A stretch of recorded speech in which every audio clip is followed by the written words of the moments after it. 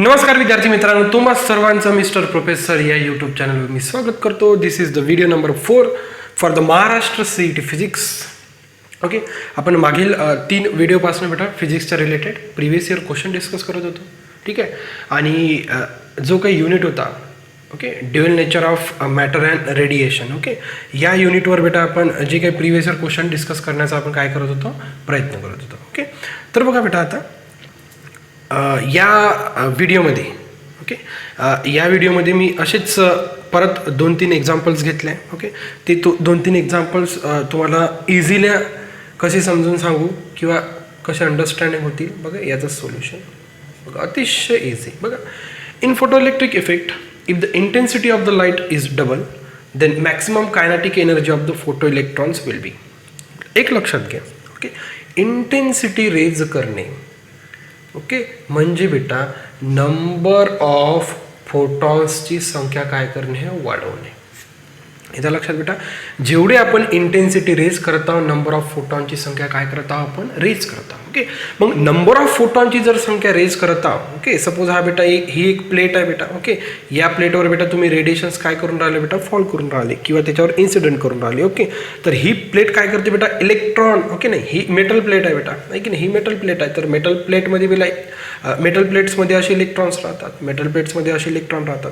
एक लक्षात घ्या, प्रत्येक फोटॉन प्रत्येक एका इलेक्ट्रॉनला काय करतो बेटा, इजेक्ट करू शकतो. ठीक आहे, हा फोटॉन झाला. ठीक आहे, बघा, हा फोटॉन होत आहे, H न्यू एनर्जी घेऊन फोटॉन येत आहे. इकडे पण H न्यू एनर्जी घेऊन फोटॉन येत आहे. इकडे पण E=H न्यू एनर्जी घेऊन फोटॉन येत आहे. म्हणजे ईच फोटॉन, याचा अर्थ काय हो, each photon can eject each electron. Okay, म्हणजे सिंगल फोटॉन सिंगल इलेक्ट्रॉन काय करू शकतो, इजेक्ट करू शकतो. मग इंटेन्सिटी रेज करत आहोत म्हणजे नंबर ऑफ फोटॉनची संख्या पण काय होऊन राहिली, रेज होऊन राहिली. नंबर ऑफ फोटॉनची संख्या पण काय होऊन राहिली, रेज. इंटेन्सिटी इन्क्रीज करत आहोत, नंबर ऑफ फोटॉनची संख्या काय होऊन राहिली, इन्क्रीज. मग जेवढे नंबर ऑफ फोटॉनची संख्या इन्क्रीज होऊन राहिली, ओके, तेवढे नंबर ऑफ इलेक्ट्रॉन्स इन्क्रीज होऊन राहिले. कारण की ईच फोटॉन इजेक्ट्स 1 इलेक्ट्रॉन. जेवढे नंबर ऑफ इलेक्ट्रॉन्स वाढवणार, जेवढे नंबर ऑफ फोटॉन्स वाढवणार तेवढे नंबर ऑफ इलेक्ट्रॉन्स इजेक्ट होणार. आणि जेवढे नंबर ऑफ इलेक्ट्रॉन्स इलेक्ट होणार तर फोटो इलेक्ट्रिक करंट मॅक्सिमम राहणार. Photo electric current will be increase. म्हणजे इंटेन्सिटी वाढवत आहे तर नंबर ऑफ फोटॉन्स वाढत आहे, नंबर ऑफ फोटॉन्स वाढत आहे, नंबर ऑफ इलेक्ट्रॉन्स वाढत आहे. मग नंबर ऑफ इलेक्ट्रॉनचा जर फ्लो होत असेल तर करंट कसा होणार, वाढणार ना. ज्या अर्थी नंबर ऑफ इलेक्ट्रॉन्स काय होत आहे, रेज होत आहे, तर नंबर ऑफ जो काही करंट राहतो, ओके, या करंटला आपण काय म्हटलं, फोटो इलेक्ट्रिक करंट. तर हा फोटो इलेक्ट्रिक करंट काय होणार बेटा, रेज होणार. ओके, नंबर ऑफ इंटेन्सिटी वाढवली म्हणजे नंबर ऑफ फोटॉन्स वाढले, नंबर ऑफ फोटॉन्स वाढले म्हणजे इलेक्ट्रॉन्स वाढले म्हणजे काय वाढलं, त्या सर्किटमधलं करंट वाढलं. आणि त्याच करंटला काय म्हणतो आपण, फोटो इलेक्ट्रिक करंट. ठीक आहे, clear. Okay, photo electric current म्हणजे इंटेन्सिटीचा आणि कायनेटिक एनर्जीचा काही संबंध आहे का, नाही आहे. म्हणून नो चेंज. इंटेन्सिटीचा संबंध आहे फोटो इलेक्ट्रिक करंट सोबत, आहे की नाही. इंटेन्सिटीचा संबंध आहे फोटो इलेक्ट्रिक करंट सोबत, कायनेटिक एनर्जीचा संबंध नाही. Kinetic energy, okay, depends on, okay, बघा, E=H new. Okay, and new is nothing but frequency. तर कायनेटिक एनर्जी कशावर डिपेंड राहते हो, फ्रिक्वेन्सी. कायनेटिक एनर्जी कशावर डिपेंड राहते, येत्या लक्षात येता, येत्या लक्षात मित्रांनो, कायनेटिक एनर्जी कशावर डिपेंड राहते, फ्रिक्वेन्सीवर. ओके, फोटो इलेक्ट्रिक इफेक्टमध्ये इंटेन्सिटी जर इन्क्रीज केली, डबल केली, काही करा, फोटो इलेक्ट्रिक करंट रेंज होतो, कायनेटिक एनर्जीवर फरक पडत नाही. Kinetic energy is depends on frequency. Clear. ठीक आहे, हा पहिला क्वेश्चन होता. ओके, थेरॉटिकल क्वेश्चन होता, परंतु त्या थेरॉटिकल क्वेश्चन मागे, ओके, हा थेरॉटिकल क्वेश्चन टाकण्याचा त्यांचा हेतू हाच होता की तुमचा कॉन्सेप्ट क्लिअर आहे की नाही. तुमचा एकदा जर कॉन्सेप्ट क्लिअर लागला तर थेरॉटिकल क्वेश्चन 2 मार्काचे राहतात, त्या खिशात घेण्यासारखे क्वेश्चन आहे. ठीक आहे, बघा, त्यानंतर सेकंड क्वेश्चन पण अतिशय इझी आहे. बघा आता कसा इझी आहे आणि कसा सॉल्व करावा लागतो. ओके, जो काही वरील क्वेश्चन होता तो पण MHT-CET 2009चा क्वेश्चन होता आणि सेम इयरमध्ये हा क्वेश्चन आलेला आहे. बघा, फॉर बोर्स फर्स्ट ऑर्बिट, ठीक आहे, सरकम्फरन्स 2πr, ठीक आहे ना, काही हरकत नाही. Then de Broglie wavelength of revolving electron will be. चला, ठीक आहे, Bohr's first orbit. Okay, suppose असं कन्सिडर करा बेटा, हा न्यूक्लियस आहे. ओके, हा न्यूक्लियस झाला आणि हा झाला पहिला ऑर्बिट. ओके, पहिल्या ऑर्बिटमध्ये इलेक्ट्रॉन काय करत आहे, रिव्हॉल्व करत आहे. इथपर्यंत क्लिअर. ठीक आहे, न्यूक्लियस कन्सिडर केला. न्यूक्लियसच्या सराउंडिंग काय कन्सिडर केलं आपण, फर्स्ट ऑर्बिट. काय कन्सिडर केलं आपण, बोर्स फर्स्ट ऑर्बिट. फर्स्ट ऑर्बिटमध्ये काय रिव्हॉल्व होत आहे, इलेक्ट्रॉन. इथं लक्षात, फर्स्ट ऑर्बिटमध्ये काय रिव्हॉल्व होऊन राहिला, इलेक्ट्रॉन. तर या इलेक्ट्रॉनची त्यांनी काय विचारले आपल्याला, वेवलेंथ ऑफ इलेक्ट्रॉन. काय विचारलं त्यांनी आपल्याला, वेवलेंथ ऑफ इलेक्ट्रॉन. ओके, आणि कोणत्या ऑर्बिटमध्ये, फर्स्ट ऑर्बिटमध्ये. कोणत्या ऑर्बिटमध्ये, फर्स्ट ऑर्बिट म्हटलं की n equals to quantum number 1 पाहिजे. Principal quantum number n equals to 1 for first orbit. For what, for first orbit. For first orbit. ठीक आहे, नाही गिवन डाटा आपण कलेक्ट करून राहिलो. Okay, they are asking to find wavelength. Okay, they have given for the first orbit that is nothing but n equals to 1.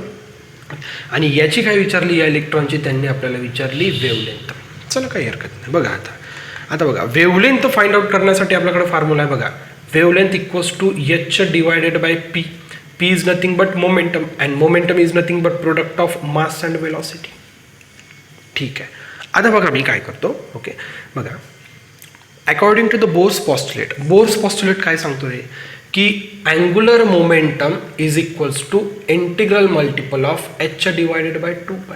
Okay, हे according to the Bohr's orbit, according to the Bohr's postulate. Okay, bourse postulate काय सांगतो, second पॉस्ट्युलेट की पहिला पॉस्ट्युलेट आहे, की angular momentum आहे की नाही, हा जो काही इलेक्ट्रॉन आहे, जो इलेक्ट्रॉन रिव्हॉल्व होऊन राहिला त्याचा angular momentum is equals to integral multiple. एनला कसा म्हणायचं, इंटिग्रल मल्टिपल ऑफ h/2π. ठीक आहे, चला काही येत नाही. आता बघा, या इक्वेशनमध्ये काय करतो मी, रेडियस इथे ॲडजस्ट केली, ठीक आहे. Therefore lambda equals to HR divided by MVR. MVR is nothing but what, MVR is nothing but angular momentum. आणि according to the Bohr's postulate आपल्याकडे अँग्युलर मोमेंटम इक्वल्स टू किती आहे, NH/2π. Therefore HR divided by. Okay, या MVRच्या जागी मी काय लिहू शकतो, NH/2π. Okay, therefore NH divided by 2π. Okay, this implies, बघा, HR divided by NH into 2π कुठे गेला हो, वर गेला. 2π कुठे गेला हो, वर गेला. चला काही हरकत नाही. आता बघा, त्यांनी कशासाठी विचारलं आपल्याला, बघा इथे बघा, h गेट कॅन्सल झालं. व्हॉट रिमेन्स, वर राहिलं 2 times πr divided by n. ठीक आहे, हे झाले आपण काय काढून राहिलो बेटा, आपण काय काढून राहिलो, वेवलेंथ. ओके, आता बघा, कोणत्या ऑर्बिटसाठी विचारलं, फर्स्ट ऑर्बिटसाठी n इक्वल्स टू किती आहे, 1. मग इथे n इक्वल्स टू 1 जर पुट केला तर तुम्हाला काय मिळते, 2πr. This is nothing but your wavelength. Wavelength equals to 2πr. बघा, मग 2πr ऑप्शन जर दिसला तर काही प्रॉब्लेम नाही, दिसतो पहिला ऑप्शन तिथं दिसतो. Clear, got it. Okay, MHT-CET 2009ला. आणि बघा, याच कॉन्सेप्टवर, ओके, मी थर्ड जो एक्झाम्पल घेतला आणि याच कॉन्सेप्टवरचा एक्झाम्पल आहे. बघा, MHT-CET 2014ला आलेला क्वेश्चन आहे. ओके, MHT-CET 2014मध्ये आलेला आणि याच कॉन्सेप्टवर. ओके, जो काही आपण सेकंड एक्झाम्पल सॉल्व्ह केला, ओके, त्यामध्ये आपण काय केलं हो, डी ब्रोग्लीची वेवलेंथ. ओके, आणि बोर्स पॉस्ट्युलेट. एक लक्षात ठेवा, त्यांनी जर असं गणित दिलं की इलेक्ट्रॉन रिव्हॉल्व होत आहे पहिल्या ऑर्बिटमध्ये, दुसऱ्या ऑर्बिटमध्ये, तिसऱ्या ऑर्बिटमध्ये, चौथ्या ऑर्बिटमध्ये, तर कोणताही जर असा क्वेश्चन विचारला की इलेक्ट्रॉन या पर्टिक्युलर ऑर्बिटमध्ये फिरत आहे आणि त्याची तुम्हाला काय काढायची आहे, वेवलेंथ, तर आता मी जो काही कॉन्सेप्ट शिकवला तो, त्या कॉन्सेप्टमध्ये काय, डी ब्रोग्लीज वेवलेंथ आणि बोर्स पॉस्ट्युलेट हे दोन कॉम्बाईन करून आपल्याला इक्वेशन किंवा सोल्युशन फाइंड आउट करायचं आहे. तर बघा, ठीक आहे, the de Broglie wavelength of electron in the fourth orbit. ठीक आहे, कोणत्या ऑर्बिटमध्ये विचारलं, फोर्थ, म्हणजे n इक्वल्स टू 4.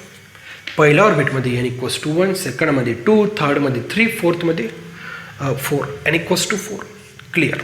ठीक आहे, they are asking to find the de Broglie wavelength, म्हणजे वेवलेंथ विचारली त्यांनी. चला काही हरकत नाही. ओके, वेवलेंथचा formula, wavelength equals to h divided by, okay, p. and p is nothing but product of mass and velocity. Okay, मग मी इथं काय केलं, रेडियस इथे ॲडजस्ट केली आणि रेडियस इथे ॲडजस्ट केली. According to the Bohr's postulate angular momentum of that electron is equals to integral multiple of 2π. ठीक आहे, मग आता या अँग्युलर मोमेंटमच्या जागी, ओके, HR डिवायडेड बाय, या अँग्युलर मोमेंटमच्या जागी मी काय पुट करतो, NH. ओके, डिवायडेड बाय 2 पाय म्हणजे मल्टिप्लिकेशन म्हणजे 2 पाय. ठीक आहे, H H get cancel, what remains 2 times pi r divided by n. Okay, and n equals to किती दिला आपल्याला, फोर्थ ऑर्बिट म्हणजे n equals to 4. Therefore 2 pi r divided by 4. Therefore pi r divided by 2. Okay, this is nothing but your wavelength for the electron when revolving in the 4th orbit. ठीक आहे, pi r divided by 2. Therefore option C is the correct. ठीक आहे, same कॉन्सेप्टवर okay MHT-CET 2009 आणि 2014ला question विचारला होता. यासाठी मला हे क्वेश्चन घेणं भाग होतं. Okay, so thank you for watching. See in the next video.